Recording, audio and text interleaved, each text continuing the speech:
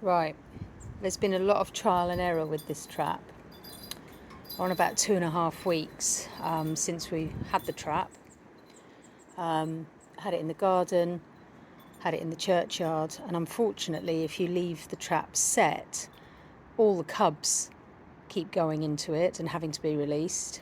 It's a little bit foreboding when it's the right way up, because that lid hangs over the top and would be a bit foreboding to them.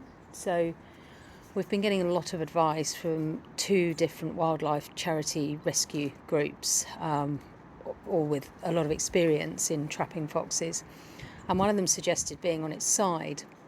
Obviously you couldn't leave it in the churchyard or leave it unattended on its side, because the door's not just going to close on its own. So now that I've worked on getting the fox back in the garden, his leg is still really bad, but I am managing to get antibiotics and painkillers into him.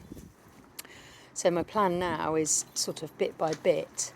I've put the AstroTurf down because obviously the pebbles are not nice on his paws. And the aim is that I can throw bits of sausage into the trap. There's a bit of Astro in there as well, and some leaves. And you'll see I've positioned the ferns, so if he was in there, it's actually a little bit sheltered. Also, hopefully, a bit less intimidating for him. And with the door on its side, like this, just a bit more open and easier for him to go in. What I've then done is attached a wire to the base of the door. The wire's over here. Now bear in mind I can get quite near to this fox. He knows me well. So it's not going to work with a fox that won't come this near to you. But I've tied this to a trowel, and if he does go in, I will just pull that door shut. That didn't go fully shut, but so it's just another idea to try. And just sort of get him in there. So I hope this helps someone. More so if you know the animal and you can feed and be present when you're trying to trap the animal. Obviously out on its own it's not going to work, because the trap's not going to shut automatically sideways. But it was a really good idea and a good suggestion from this wildlife charity. So I hope it does help someone. Other ideas I had when the trap was upright is the cubs were so clever that they were going into the trap, taking the food and exiting the trap again without setting it off. So that was a good experiment or a bit of practice for catching the main one.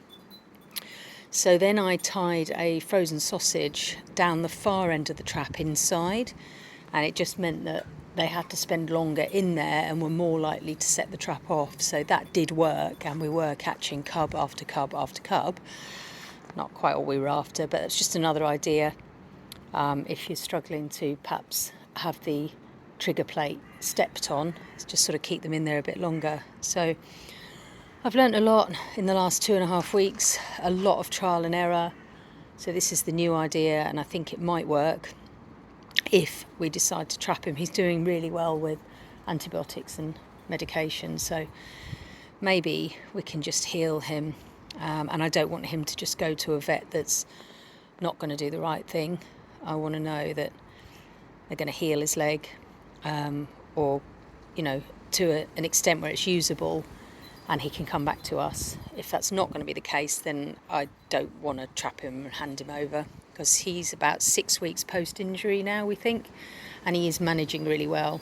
So we'll keep going, and I just hope that helps someone if you are in this same situation with a fox that you know that's badly injured. So it's good to try and help them. So yeah, I hope that helps. Lots of fox videos on my channel, so if you want to subscribe, hopefully share some more tips and ideas. Okay, thanks for watching.